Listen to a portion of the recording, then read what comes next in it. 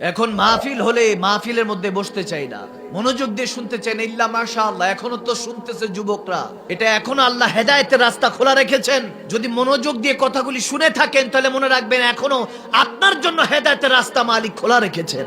আর যদি বলেন যে হুজুর এখনো কথাগুলি শোনা যাচ্ছে না, বোঝা যাচ্ছে না, বুঝতে হবে আপনাকে আপনি পথভ্রষ্টতার অবস্থায় এসেছেন। নাউজুবিল্লাহ সুম্মা মাআযাল্লাহ।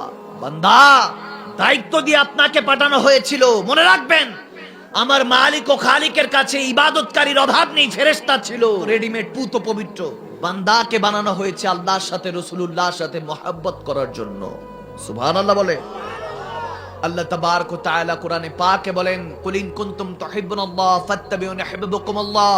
ওগো হাবিব বলে দিন, যদি বান্দা আমি আল্লাহকে ভালোবাসতে চায়, আল্লাহ প্রপোজ করছেন, অফার করছেন, ফাত্তাবিউনি, আমার নবীকে অনুসরণ করতে হবে, অনুকরণ করতে হবে। নবী যেভাবে বলেছে সেভাবে চলতে হবে। নবী যেভাবে খেয়েছেন সেভাবে খেতে হবে। আমার নবী 63 বছরে একটা কোনো গুনাহ নেই, একটা কোনো গীবত নেই, একটা কোনো হারাম নেই। একটা বার বলুন আমার নবী 63 বছরে কোনো পাপ আছে, কোন সমালোচনা আছে, অন্যর হক খেয়েছেন এরকম কোন দৃষ্টান্ত আছে? নাই। তো সেই নবীর উম্মত দাবি করেন, আবার দাড়ি রাখতে আপনাকে কষ্ট হয়। দাড়ি রাখলে বয়স বেশি দেখা যায়। যুবক দেখি কানে কি জানি লাগায়, হাতে কি জানি পরে। জিজ্ঞেস করলাম এগুলো কি? বলে হুজুর স্টাইল।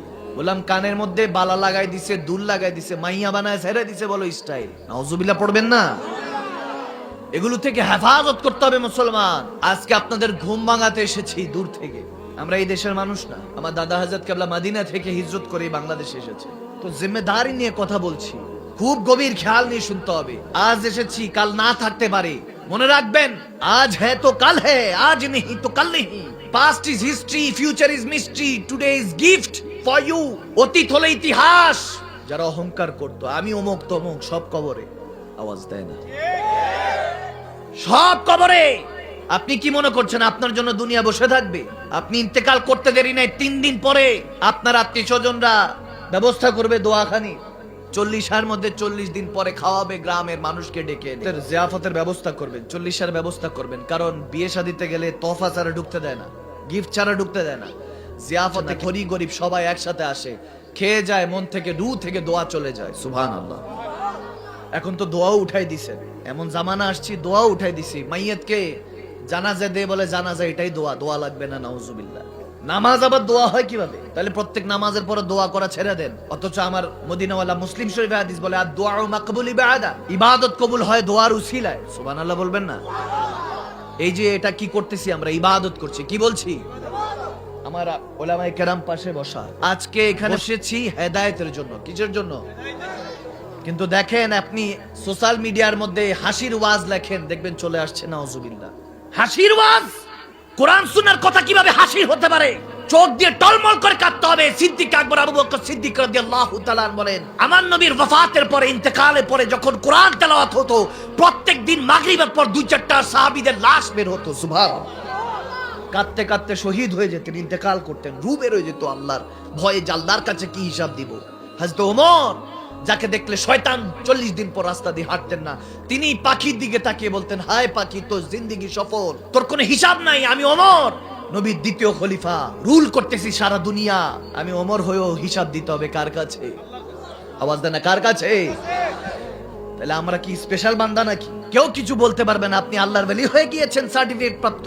কোরআন সুন্নাহর মাহফিলকে দায়েম ও কায়েম রাখতে হবে বাংলা জমিনে। মনে রাখতে হবে, বাপ দাদা ছাড়া, বাপ মা ছাড়া দেশ এখন বর্তমানে এমন একটা দেশে বসবাস করছি, তারপরও মুসলমান মুসলমানকে কাটে না। এটাই তো আমার নবীর শিক্ষা। আওয়াজ দেয় না, ঠিক কি না? ওয়া'তাসিমু বিহাবলিল্লাহি জামিআন ওয়া লা তাফারাকু। মুসলমান বিশৃঙ্খলা করা যাবে না। রাসূল নামে রশি ধরে যেতে হবে খোদার ধারে, ঠিক কি না? আপনাকে আল্লাহ ওয়ালাদের কথা শুনতে হবে। আল্লাহ আল্লাহ রাসূলের গোলামি করতে হলে আল্লাহ বলতেছেন ওয়া উলিল আমরি মিনকুম, আল্লাহ ওয়ালাদের কথা শুনো। ওয়া কুনু মা সাদিকিন, সত্যবাদীদের চাল সাথে চলো। চলেন তো এমন জনের সাথে যে বলে যে জানোস তোর নামে ওটা বলছে, আপনাকে উস্কিয়ে দেয়। তাদের সাথে চললে আপনার জীবন কখনো ফায়দা হবে না। এত বছর ধরে সেজদা দেন, 2 কাঁধের ফেরেশতা দেখেন নাই। নবী দেখবেন কবে? আল্লাহ দেখবেন কবে? আল্লাহর ইজ্জতের কসম করে বলে দিয়ে যাচ্ছি, যদি দুনিয়া থাকতে নবীকে না দেখে যান, তাহলে কবরে গেলে খবর আছে, নবীকে চিনবেন না। মান রাব্বুকা মা দীনুকা মা কুনতা তাকুলু ফি হাক্কি হাযা রাজুলান লিমুহাম্মাদি। আমি নয়তো বা শিখাই দিয়ে গেলাম রাব্বি আল্লাহ দীন আল ইসলাম হাযা মুহাম্মাদুর রাসূলুল্লাহ সাল্লাল্লাহু তাআলা আলাইহি ওয়াসাল্লাম, শিখাই দিয়ে গেলাম। মুখস্থ করলো, কবরে গিয়ে যে ইন্টারভিউ দিবেন এরকম কোন সুযোগ নাই। আগে ইন্টারভিউ না টিকলে কি চাকরিতে ডাকা হয়? আওয়াজ দেন, ডাকা হয়? ইন্টারভিউ নিবেন, নবী বসে থাকবেন, কারামান কাতিবিন মুনকার নাকির বসে থাকবেন, নবী ইন্টারভিউ নিবেন। ওখান থেকে ইন্টারভিউ পাস হলে হাসরে আল্লাহ ডাকবেন, হাসরে তারপর হিসাব হবে, স্কেল মাপা হবে, আপনার আমলনামা মাপা হবে। যেমন আপনি কি এসএসসি পাস না এইচএসসি পাস না মাস্টার্স পাস, অর্থাৎ আপনার আমল কি কম না বেশি, শুধু কি 5 ওয়াক্তই পড়ছেন নাকি মাঝে মাঝে তাহাজ্জুদ পড়ছেন, মাঝে মাঝে রোজা রেখেছেন নফল। তো প্রত্যেক দিন ইমাম সাহেবের পিছনে ইক্তেদা করছেন, নামাজ পড়ছেন, সূরা ফাতিহা তেলাওয়াত হচ্ছে, কোরআন তেলাওয়াত হচ্ছে। ইমাম সাহেব খতিব সাহেব কি পড়তেছে আপনি জানেনই না। আলহামদুলিল্লাহি রাব্বিল আলামিন আর রহমানির রহিম মালিক ইয়াউমিদ্দিন ইয়্যাকা না'বুদু ওয়া ইয়্যাকা নাস্তাঈন ইহদিনা সিরাতাল মুস্তাকিম। আল্লাহ almighty please guide us to straight path. আল্লাহ দেখাও সেই পথ যে পথে তোমার সুজনরা চলেছে। সুবহানাল্লাহ। অর্থই জানেন না, আল্লাহর সাথে কথা বলতেছেন, আপনি কি কথা বলতেছেন সেটাই জানেন না। ইবাদতে মজা আসবে কোথা থেকে, এগুলো বুঝার চেষ্টা করেন। আপনাকে আগে ক্লাস 1 শেষ করতে হবে, তখন গিয়ে 10 এর হিসাব বুঝবেন, এসএসসির হিসাব বুঝবেন। এসএসসি শেষ না করে আপনি মাস্টার্সে পড়লে হবে? এগুলো সব ইহুদি নাসারাদের ষড়যন্ত্র। জানে মুসলমানের যদি ঈমান তাজা হয়ে যায়, জুবান দিয়ে বলবে, আরে বুলেট তো দূরের কথা, দেখতেছে মুসলমানদের ঈমান এরকম যে যখন বদরের যুদ্ধ হচ্ছিল কাফেররা দেখতেছে তাদের সংখ্যা বেশি, মুসলমানের সংখ্যা কম, কিন্তু কাফেররা দেখতেছে মুসলমানের গর্দান উড়িয়ে দিচ্ছে, তারপরে মুসলমানের তলোয়ার থামানো যাচ্ছে না, কাফেররা পালাতে শুরু করলো। এক কাফের আরেক কাফেরকে বলতে শুরু করলো, কি ভাই পালাচ্ছ কেন? বলে মুসলমান এটা কোন জাতি জানি না, গর্দান ফেলে দিয়েছি, তারপরে তাদের তলোয়ার চলছে। সুবহানাল্লাহ। কি বুঝলেন? সেই জাতি ঈমানকে তাজা করুন।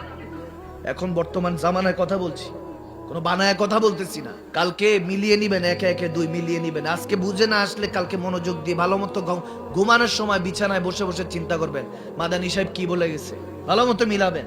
ওয়ালা ফাখরা, অহংকার করে বলছি না, জামানা এরকম চলতেছে।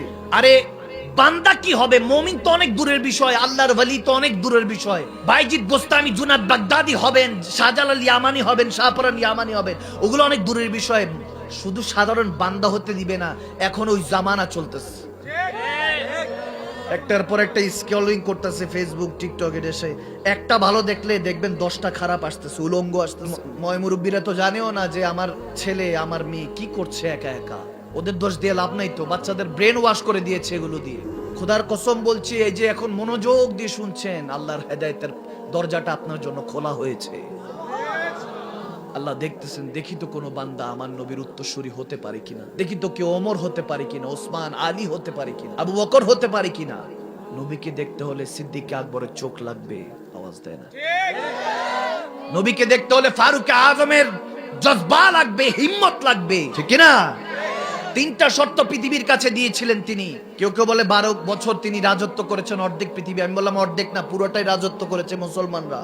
হযরত ওমর ইবনুল খাত্তাব 3টা শর্ত দিয়েছে, বলে আমি ওমরের সাথে যুদ্ধ করো, বাকি অর্ধেক পৃথিবীকে।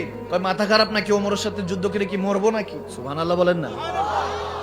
বলে তাহলে এক কাজ করো, কলমা পড়ো। মুসলমান হয়ে মুসলমানকে কখনো আঘাত করা যায়? বলে এটা আমার নবীর শিক্ষা। বলে না, কলমা পড়বো না।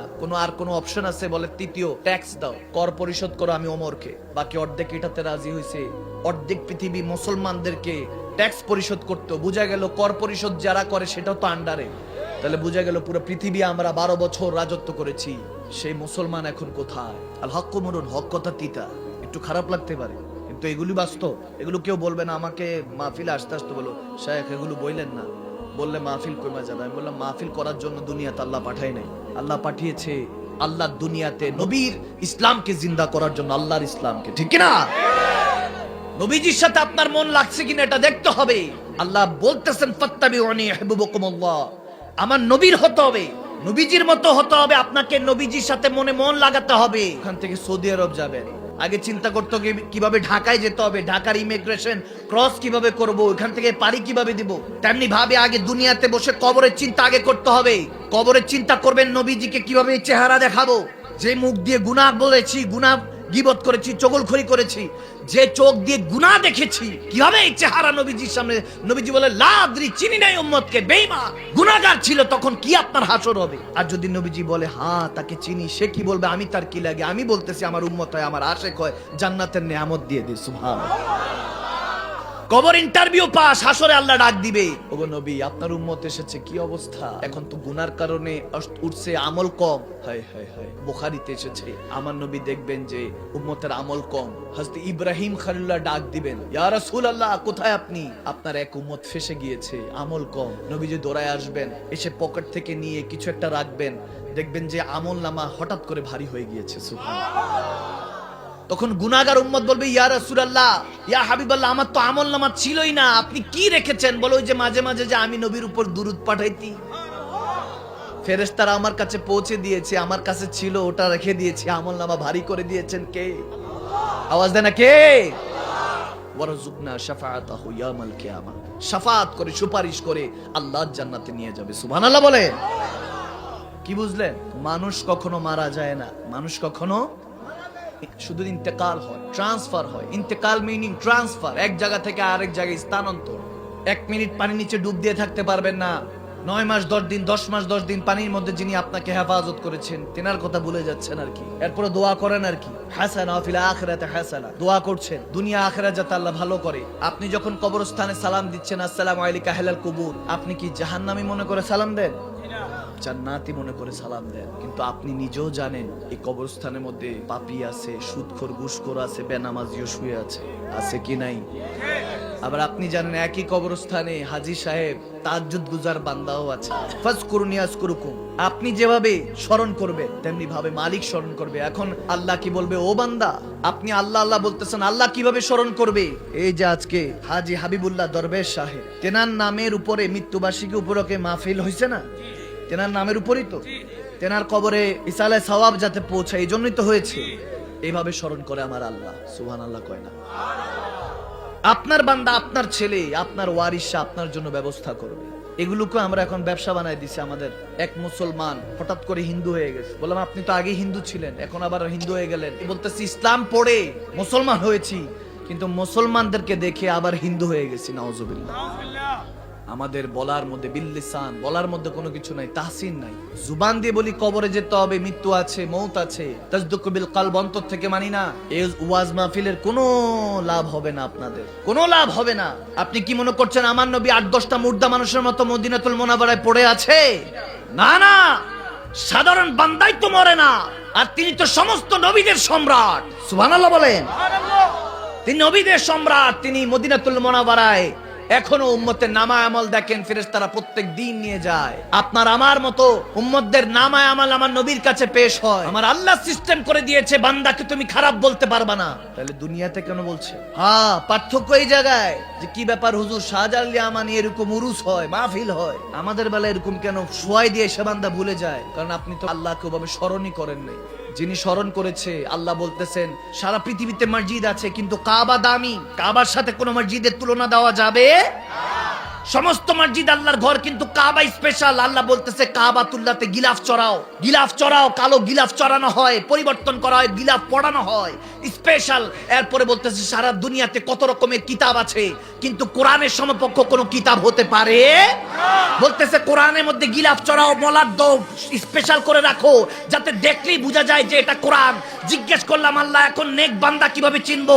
তখন বলতেছে এই কোরআন আর কাবাকে যিনি মনের মধ্যে ধারণ রেখেছে, সাধারণ বান্দার মতো শুয়ে থাকবে, কিন্তু আমার সাধারণ বান্দা তাদেরকে বানাবো না। আল্লাহর ওয়ালিদের উপরও গিলাফ চড়াও, তাদেরকেও স্মরণ করো, যাতে বান্দা মনে রাখে যেমনি ভাবে কাবা এবং কোরআনকে স্পেশাল করেছি, তেমনি ভাবে আল্লাহর ওয়ালি বন্ধুদেরকে, আমার বন্ধুদেরকে স্পেশাল করেছি। সুবহানাল্লাহ।